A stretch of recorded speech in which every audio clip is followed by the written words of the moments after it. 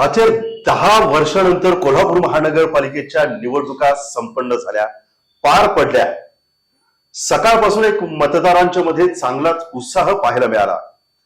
जसजसा दिवस मावळायला आला तसतसं अनेक मतदान केंद्रावरती मतदारांच्या रांगा लागलेल्या दिसल्या. प्रत्येक नेत्याने प्रचाराचं रान उठवलं, जाहीरनाम्यावरून टीका प्रतिटीका झाली. परंतु या सगळ्या गोष्टींमध्ये मतदारांचा कौल कुणाला असणार आहे याची आता चर्चा आज रात्रभर सुरू असणार आहे.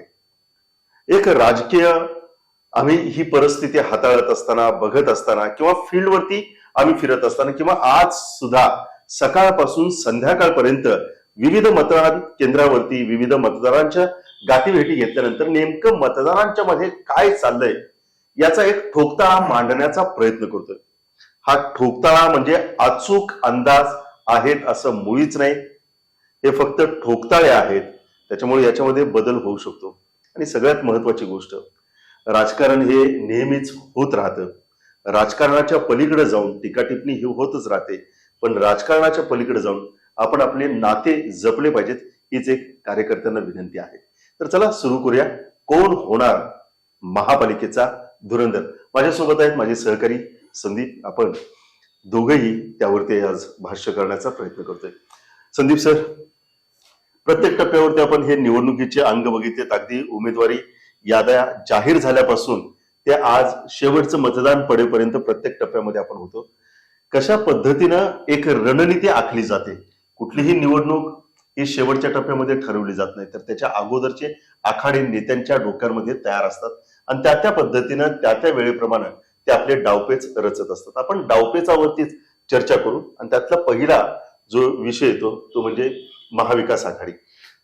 महाविकास आघाडीचा सर आपण उल्लेख केला. मुळात महाविकास आघाडीमध्ये आपण पाहिलं असेल की ज्या वेळेस महाविकास आघाडीचा जागा वाटपाचा काही जो तिढा होता, अंतिम टप्प्यात आल्यानंतर कुठेतरी काँग्रेसनं याच्यामध्ये बाजी मारली म्हणावी लागेल. आणि महत्वाची गोष्ट याच्यामध्ये की अगदी राजकीय मुसद्देगिरी आमदार सतीश पाटलांनी यावेळी दाखवली आणि स्वतःच्या पदरात काँग्रेसच्या वरून 74 जागा पाडून घेतल्या आणि एकीकडे शिवसेना ठाकरे गटाला 7 जागा दिल्या. त्याचं कारण तसं की मागच्या वेळेसच्या निवडणुकीमध्ये 4 जागा शिवसेना आल्या होत्या आणि तोच क्रायटेरिया लावून त्यांना 7 जागामध्ये कधी 3 जागा वाढवून दिल्याचं बोललं जात आहे. असं जरी असलं तरी ज्या 74 जागा आमदार सतीश पाटलांनी आपल्या पदरात पाडून घेतल्या, त्याच्या मागं जी राजकीय मुसद्देगिरी होती, जो प्रभाग एकूण 20 प्रभाग आहेत आणि ह्या 20 प्रभागामध्ये 81 उमेदवार असणार आहेत आणि ह्या 20 प्रभागामध्ये जर काँग्रेस म्हणून एक गट्टा त्यांना एक सुरुवातीपासून म्हणजे जसं जागा वाटपाचा तिढा येत होता पुढं ज्या काही ग्राउंड लेवलची परिस्थिती बघता काँग्रेस पक्षाला कुठेतरी किंवा आमदार सतीश पाटील एक मातबर नेते काँग्रेसचे, आणि जेव्हा पक्षाचा प्रचार करायला लागेल, पक्षाचा विचारधारा जर मतदारापर्यंत पोहोचवला लागेल आणि एकंदरीत संपूर्ण ही कोल्हापूर जिल्ह्याची जी कोल्हापूर शहराची जी काही निवडणूक आहे महानगरपालिकेची, ती एका अर्थानं काँग्रेस पक्षाकडून आमदार सतीश पाटील विरुद्ध महायुती असं म्हटलं तर काय वावग ठरणार नाही. कारण ही सगळी जी धोरा आहे आमदार सतीश पाटील स्वतःच्या खांद्यावर घेतली होती आणि काँग्रेसचे 81 पैकी 74 जरी उमेदवार आहेत हे निवडताना त्या निवडीपासून त्यांचा क्रायटेरिया, मेरिट आणि इलेक्टिव्ह मेरिट जी गुणवत्ता आहे ही त्यांनी तपासली आणि कुठल्या एकंदरीत ह्या 74 जागांमध्ये जास्तीत जास्त उमेदवार निवडून आल्यानंतर सुद्धा महानगरपालिकेमध्ये कशा अर्थाने सगळी सत्तेचे चावे आपल्याच हातात राहतील याचं पूर्ण काळजी यावेळेस आमदार सतीश पाटलांनी घेतलेली आपल्याला दिसली. त्यामुळे हा जो डावपेच आहे कुठेतरी राजकीय वैचारिक दृष्ट्या विचार केला, राजकीय विश्लेषण म्हणून, तर हे कुठेतरी एका अर्थात आता आजपर्यंत आपल्याला असं वाटतं की ते त्यांच्या ह्या राजकीय एकत्रित जो त्यांनी समीकरण घेतलं होतं ते कुठेतरी यशस्वी होताना दिसतंय आणि ते कदाचित आपल्याला उद्या समजणार आहे काय ते स्पष्टीकरण मतदारांना त्यांचं कशा भावलंय. म्हणजे कोल्हापूर कसं तुम्ही म्हणाल तसं असेल किंवा थेट पाईपलाईन योजनेचं प्रेझेंटेशन असेल आणि ते जे विरोधकांना बुमरँग करण्याचा जो विषय असेल त्याच्यामध्ये थेट पाईपलाईन त्यांच्यावर टीका होणार हे त्यांना हे अगोदरपासून माहित होतं आणि त्यामुळं विरोधकांच्या भातीतील हवा काढून घेण्याचं काम त्यांच्या प्रेझेंटेशन मधून केलं आणि थेट त्यांनाच त्यांनी परत आरोपीच्या पिंजऱ्यात उभं करण्याचं काम केलं. त्यावेळेस काँग्रेस म्हणून परत सुद्धा या महानगरपालिकेमध्ये कुठेतरी काँग्रेस उजवी ठरताना दिसेल असं मला वाटतं. खरं म्हणजे माझ्या दृष्टिकोनातून सर की प्रत्येक टप्प्यावरती एक पाऊल सतेज पाटील किंवा कोल्हापूर महानगरपालिकेच्या या निवडणुकीच्या काळात आपल्याला दिसले. त्याचं महत्वाचं कारण म्हणजे माहितीचा घोळ शेवटपर्यंत मिटत नव्हता. कारण आपण बघितलं होतं केडीसीसी बँकेमध्ये आपण गेलो होतो, त्याच्यानंतर परत तिथं ज्या पद्धतीचं वातावरण होतं तेही बघितलं होतं, ते आपण प्रेक्षकांच्या पर्यंत पोहोचवलं होतं. महायुतीचा घोळ शेवटपर्यंत मिटताना दिसला नाही. तर एका बाजूला सतेज पाटील यांनी पहिली यादी जाहीर केली, जम्बो यादी होती 47 जणांची, त्याच्यानंतर परत दुसरी यादी जाहीर केली आणि तिसऱ्या यादीला सुद्धा त्यांनी विलंब लावला नाही, शेवटच्या दिवशी केली. पण याच्यामधून जे एक नाराजी उफाळून येईल हे जे त्यांना वाटत होतं, ती नाराजी फारशी उफाळून आली नाही. जे काही एक दोन नाराज होते त्यांची बंडखोरी शमवण्यात त्यांना यश आलं, म्हणजे उमेदवारी यादी जाहीर करण्यामध्ये एक पाऊल त्यांचं पुढे राहिलं. दुसरी गोष्ट, कोल्हापूरकरांच्या तोंडात नेहमीच एखादं वाक्य, एखादी टॅगलाईन नेहमीच बसून राहते. पहिल्यांदा सतेज पाटील यांनी कोल्हापूर कसं तुम्ही म्हणताय तसं ही टॅगलाईन कोल्हापूरकरांच्या डोक्यात, मनात, तोंडात त्यांनी बसवली. पहिल्यांदा कुठेही म्हणजे काँग्रेसचा प्रचार कुठं त्यांनी दाखवला नाही, फक्त टॅगलाईन्स वापरल्या. त्याच्यामुळे प्रत्येक चौकात हे कुणी लावले, काय लावले, त्याच्यामुळे कोल्हापूरकरांना एक उत्सुकता निर्माण करण्याचं काम त्यांनी केलं. टॅगलाईनचाच विषय आहे. तर ज्यावेळेस जाहीरनामा प्रसिद्ध केला त्यावेळेस जाहीरनाम्यामध्ये त्यांनी थेट 15 तारखेला म्हणजे 15 जानेवारी काँग्रेसच भारी, म्हणजे या प्रत्येक टप्प्यावरती ते पुढे राहिलेत. उमेदवारी निवडत असताना सुद्धा जे विनिंग, जसं आपण म्हणाल तसं विनिंग मेरिटचे लोक त्यांनी निवडलेच. त्याच पद्धतीने आपण त्याचाही उल्लेख केला की कुठले कुठले बाण आपल्यावरती येऊ शकतात, टीका येऊ शकते, त्यातला थेट पाईपलाईनचा मुद्दा निश्चित येऊ शकतो. तर अगोदरच त्याची हवा त्यांनी काढून घेतली. आणि सगळ्यात महत्वाचं, आज एक ज्या पद्धतीनं आम्ही मतदारांच्या पर्यंत पोहोचलो, मतदारांशी बोललो, तर अनेक म्हणजे 74 जागा सतेज पाटील लढवत आहेत. त्याच्यामुळे जे बटन दाबायचंय ते काँग्रेस काँग्रेस काँग्रेस, असा कुठेही गोंधळ नाहीये त्यांना. फक्त प्रत्येक ह्याच्यावरती काँग्रेसचं बटन. पण महायुतीच्या बाबतीमध्ये अनेकदा मतदार गोंधळलेले दिसले. एका वेळेस त्यांना एक नाही कमळ चिन्ह दाबायचंय, एका वेळेस त्यांना एक नाही घड्याळ चिन्ह दाबायचंय, एका वेळेस त्यांना धनुष्यबाण चिन्ह दाबायचंय. त्याच्यामुळे थोडासा गोंधळ कुठंतरी होताना दिसते. पण हे खरं म्हणजे प्रत्येक ठिकाणी असं नाही घडलं, परंतु काही ठिकाणी मात्र हा गोंधळ निश्चित जाणवतोय. ही सुद्धा गोष्ट आहे. आता ही म्हणजे याच्यावरती आम्ही विश्लेषण उद्या करणार आहोत. उद्या सकाळी 7 वाजल्यापासून आपण लाईव्ह मराठीच्या माध्यमातून तुमच्यापर्यंत कोल्हापूर महानगरपालिकेचा धुरंधर कोण ठरला याचं विश्लेषण आमचे प्रत्येक ठिकाणी 4 ठिकाणी मतमोजणी होणार आहे. त्या 4 ठिकाणाहून आमचे प्रतिनिधी तिथून थेट अचूक रीतीनं आपल्यापर्यंत हे सगळे अपडेट्स पोहोचवणार आहेत. त्याच्यामुळं पुन्हा एकदा सांगतोय की जर तुम्हाला उद्याचे लाईव्ह निकाल बघायचे असतील तर लाईव्ह मराठीला तुम्ही लाईक तर कराच, पण सबस्क्राईब करा, म्हणजे जेणेकरून आपल्यापर्यंत हे सगळे जे निकाल आहेत ते तात्काळ मिळू शकतील. सर, महाविकास आघाडीत झालं, उद्या आपण याच्यावरती आणखी सविस्तर बोलणारच आहोत. महायुतीकडून कशा पद्धतीची रणनीती आखली गेली असं वाटतं तुम्हाला? खरं म्हणजे महायुतीला यावेळेस बऱ्यापैकी कोल्हापूरचा विकास आणि कोल्हापूरच्या मागील 9 वर्षाचा असेल, त्याच्या अगोदरचा जी सत्ता काळातला असेल, याच्यावरती बोलायचा त्यांना बराच मुभा होती किंवा बराच त्याच्यावर स्कोप होता. असं असताना त्याचा शेवटपर्यंत, जसं मागाशी आपण म्हटलं की त्याचा जागा वाटपाचा जो तिढा आहे शेवटपर्यंत अंतिम टप्प्यात, म्हणजे उद्या अर्ज भरण्याची तारीख आहे आणि शेवटची तारीख मुदत संपते असताना सुद्धा आदल्या दिवशीपर्यंत भाजपने आपली स्वतःची उमेदवारांची यादी जाहीर केली नव्हती. त्यामुळे तिथल्या भाजपमध्ये अनेक नाराज घटक आहेत. याच्या नाराज घटक आपल्याला समोर आले. त्यांनी ते जनस्वराज्य पक्षामध्ये सुद्धा त्यांनी काय काय उमेदवार त्या ठिकाणी गेलेले होते.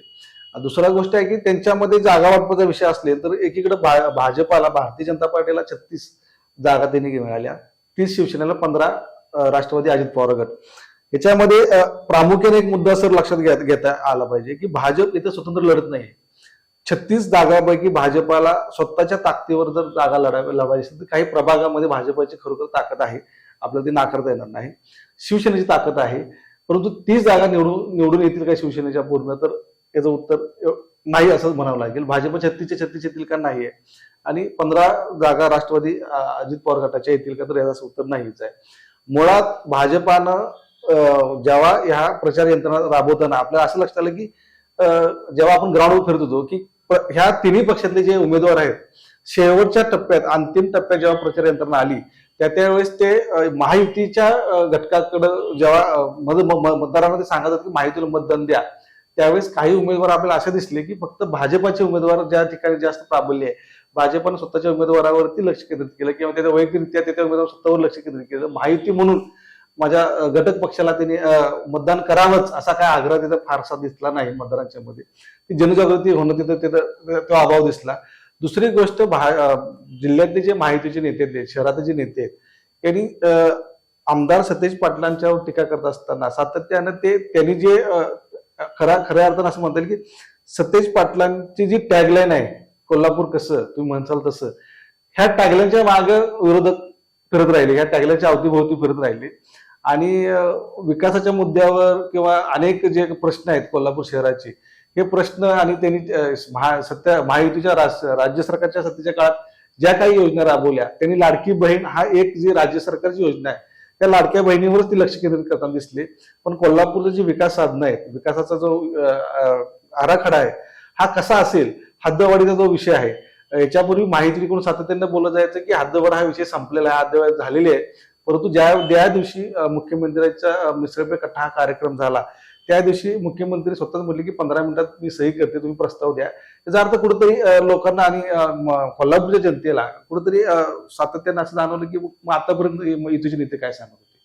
त्यामुळे मतदारामध्ये सुद्धा संभ्रम आहे, रणनीती कुठेतरी कमी पडलेली दिसते.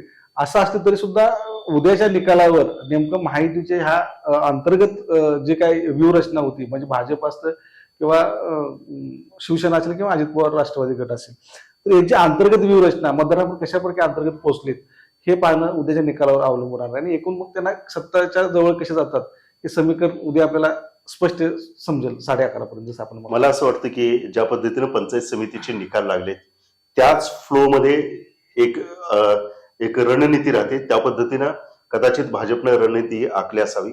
हा एक प्लस पॉईंट भाजपच्या रणनीतीचा मला दिसतो.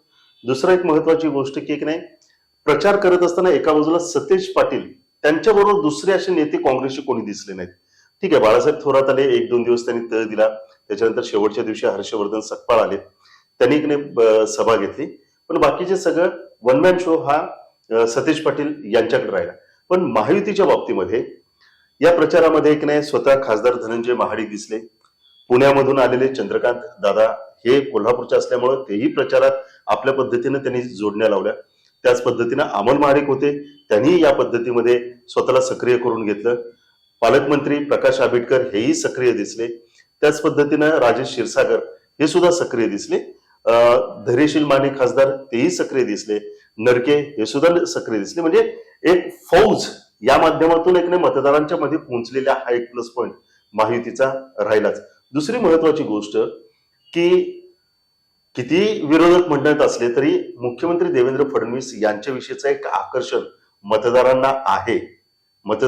तर शेवटच्या दिवशी थेट कोल्हापूरमध्ये येऊन मिसळपे चर्चा करून त्यांनी ज्या पद्धतीचा विकासाचा अजेंडा कोल्हापूरकरांच्या समोर ठेवला, ती मुलाखत ज्या पद्धतीची झाली तीही कुठेतरी एक लोकांना भावली असेल. याचे उत्तर आता आपल्याला उद्याच्या काळात दिसून येतील. परंतु मुख्यमंत्र्यांचा कोल्हापूरमध्ये लक्ष देणं हे सुद्धा महत्वाचं ठरलं. आणि त्याच पद्धतीनं I am dedicated for common man, मी की सर्वसामान्यांसाठी मी समर्पित आहे, हे टॅगलाईन घेऊन फिरणारे उपमुख्यमंत्री एकनाथ शिंदे यांचा रोड शो सुद्धा झाला आणि त्या माध्यमातून कुठेतरी वातावरण निर्मिती करण्याचा प्रयत्न झाला. तर याही गोष्टी त्यांच्या पथ्यावरती पडण्याच्या शक्यता वाटतात. म्हणजे ही एक रणनीतीचा भाग आहे आणि प्रत्येक जण आतल्या पद्धतीनं कशी व्यूहरचना केलेली आहे हे उद्याच्या निकालानंतर तर कळेलच. पण तुर्तास तरी मात्र थोडस कुठंतरी 19-20 म्हणतो ना, 19-20 थोडस आपल्याला या ठिकाणी जाणवतंय. मी पुन्हा एकदा सांगतो आपल्याला की उद्या लाईव्ह मराठीवरती आपण थेट निकाल पाहणार आहोत. चारही केंद्रावरून आमचे चारही प्रतिनिधी तिथून आपल्याला निकालाचे थेट अपडेट आपल्याला देणार आहेत. आणि सर्वात अचूक, जलद आणि सर्वात महत्वाची गोष्ट, कुठल्याही भावनेच्या भरामध्ये न येता प्रत्येक गोष्ट तपासून ते निकाल तुमच्यापर्यंत लवकरात लवकर पोहोचवण्यासाठी आम्ही कटिबद्ध आहोत. शेवटचा फक्त एक प्रश्न आहे, त्याच्यावरती चर्चा करू आणि मग आपण हे या ठिकाणी थांबू. महत्वाचे 2 राहिलेत, फारसं ते चर्चेमध्ये पण राहिले नाहीत, परंतु राजर्षी शाहू आघाडी ज्याच्यामध्ये वंचित आणि आम आदमी पक्ष फारसा कुठं आपल्याला जाणवून आला नाही. आणि महत्वाची जनसुराज्य पक्ष, सुरुवातीला हवा खूप झाली, 1-2 उमेदवारांच्या विषयी आता सुद्धा चर्चा आहे. असं म्हणत नाही की नाही काहीच जनस्वराज्य केलं नाही, पण 2-4 असे उमेदवार आहेत की ज्यांची चर्चा आहे. कसं बघताय आपण त्यांच्या रणनीती? सुरुवातीला सर जनस्वराज्य आणि आरपीआयच्या जे युती संदर्भात आपण बोलूया. जनस्वराज्य पक्षानं अगदी शेवटच्या क्षणी निवडणुकीच्या रिंगणात उडी घेतली. एकीकडे जनस्वराज्य पक्षावरती विविध प्रसार माध्यम असतील आणि राजकीय विश्लेषक असतील यांनी भाजपाची बी टीम म्हणून सातत्याने टीका केली. कारण का आणि जनस्वराज्य पक्षाकडून असंही म्हणजे पत्रकार परिषद स्वतः आमदार विनय कोरे हे सुद्धा म्हटले होते की आम्ही भाजपवर बोलणी करणार आणि आम्हाला जागा वाटपामध्ये आम्हाला जागा मिळाली तर आम्ही भाजपसोबत जाणार आणि आम्हाला महायुतीकडून जागा मिळेल अशी त्यांची आश्वासक आश्वस्त होते ते. परंतु आयत्या वेळी भाजपने त्यांना नाकारलं आणि मग भाजपा नाकारल्यामुळे त्यांनी मग ती आघाडी निर्माण केली. मुळात जनस्वराज्य पक्षाची जसं मागच्या वेळी विश्लेषणामध्ये म्हटलं की ताकद 9 एकेकाळी त्यांचे 9 नगरसेवक ह्या शहरामध्ये निवडून आले होते. 2 महापौर सुद्धा झाले होते 2 वेळेस. हे आपल्या लक्षात घेतलं पाहिजे. आणि याच्या जेव्हा हा पक्ष आला ह्या निवडणुकीच्या रिंगणामध्ये अजून सुद्धा असं वाटतं की 2 ते 3 ठिकाणी त्यांची ताकद आहे आणि कदाचित त्यांचे उमेदवार 2 ते 3 ठिकाणी निवडून येण्याची दाट शक्यता आहे. त्यांनी ताकद तशी त्या पद्धतीने लावलेली आहे तिथं आणि ते आता उद्या आपल्याला समजेल. परंतु जेवढा फोर्सफुली ते उतरायला त्यांना चान्स होता ते अगदी शेवटच्या उतरल्यामुळे त्यांना तो वाव मिळाला नाही. तरी उद्या त्यांचं कळेल. दुसरा महत्वाचा मुद्दा आहे की वंचित बहुजन आघाडी आणि आम आदमी पक्ष म्हणजे हे महाविकास आघाडीकडून आम आदमी पक्ष आणि राष्ट्रवादी शरदचंद्र पवार पक्ष जागा वाटपाच्या घोळामध्ये शेवटी क्षणी बाहेर पडली आणि मग तिसरी आघाडी निर्माण केली ती वंचित पक्षाला घेऊन. असं असतं तरी सुद्धा प्रचार करत असताना आम आदमी पक्ष किंवा राष्ट्रवादी शरदचंद्र पवार यांची कुठे म्हणजे एकत्र दिसली नाही. जेव्हा त्यांनी ते पत्रकार परिषद घेतली आम आदमी पक्षाने त्याही पत्रकार परिषदेला वंचित बहुजन आघाडी आणि शरदचंद्र पवार पक्ष नव्हते. जेव्हा त्यांनी ते अग्रीमेंट म्हणजे करारनामा जाहीर केला त्यामुळे कुठे म्हणजे एक जिन्सता आली नाही त्यांच्यामध्ये. एकजूटपणाची लढण्याची ताकद होती आणि आम आदमी पक्ष सुरुवातीपासून ह्या महानगरपालिकेची तयारी करतोच आहे. परंतु उर्वरित ह्या 2 घटकाकडून त्यांना म्हणता येईल की कुठेतरी अजूनही राजकीय परिपक्वता म्हणता येईल की मोठ बांधणं आणि ती रस्त्यावर उतरणं हे अजून थोडंसं टीमवर्क त्यांना जमलेलं नाही असं म्हणावं लागेल. तरी सुद्धा आपण उद्या निकालामध्ये काय मतदारांना वंचित बहुजन आघाडी किंवा जनस्वराज्य पक्ष यांचे काय कल मिळतो का, मतदारांना त्यांना आवडतात का, हे उद्या आपल्याला स्पष्ट समजेल काय नेमकं. आम्ही तेच सांगतो की उद्या कोण कोल्हापूर महानगरपालिकेचा धुरंदर ठरणार. पण कुठलाही धुरंदर अगोदर आपली रणनीती आखत असतो. काँग्रेस पक्ष, महाविकास आघाडी किंवा तिसरी आघाडी राजर्षी शाहू छत्रपती यांच्या नावानं केलेली तिसरी आघाडी असेल किंवा त्याच पद्धतीनं जनस्वराज्य पक्ष हे 4ही पक्ष निवडणुकीच्या रिंगणात होते. कशा पद्धतीची त्यांची स्ट्रॅटेजी होती हे आपण फक्त आपल्या समोर ठेवलं. आता या स्ट्रॅटेजीला खरंच लोकांनी मतदान केलं का, त्यांनी ज्या पद्धतीचे हे स्ट्रॅटेजी लोकांच्या समोर घेऊन गेलेत त्याला लोकांनी कौल दिला का हे उद्या पाहावं लागेल. मात्र एक नक्की, महाविकास आघाडी असू दे, महायुती असू दे, हे जरी म्हणत असलेत की सत्ता आमचीच येणार, आमचाच झेंडा महानगरपालिकेवरती फडकवणार, हे जरी ते म्हणत असले तरी त्यांनाही माहित आहे की ही निवडणूक अतिशय अटीतटीची आणि संघर्षाची आहे. त्याच्यामुळं महापौर कुणाचा बसणार याच्यासाठीचं जे झुकतं माप आहे ते दोन्ही बाजूला राहणार. हे एकंदरीत एक राजकीय दृष्टिकोनातून ज्यावेळेस आम्ही फिरत होतो त्यावेळेस आम्हाला हे जाणवलं. हे काय अंदाज ज्या पद्धतीने आपण म्हणतो तशा पद्धतीचे हे अंदाज मांडण्याचा आपण प्रयत्न केला. पण एवढं मात्र नक्की, उद्याचा धुरंदर हा लोकांनी अगोदरच ठरवलेला आहे आणि तो आजच्या मतपेटीमध्ये बंद झालाय. त्याचे अपडेट्स मात्र उद्या सकाळ 7 वाजल्यापासून आपण लाईव्ह मराठीवरती पाहणार आहोत. प्रचाराचा धडाका, विकासाचा अजेंडा, विजयाचा प्रत्येकाचाच दावा, पण मतदारांचा कौल कुणाला? सत्तेचं गणित कुणाचं जुळलं, कुणाचं बिघडलं? पडद्यामागचं राजकारण, पण कोण ठरला धुरंधर? अचूक, थेट आणि जलद निकाल फक्त लाईव्ह मराठीवर.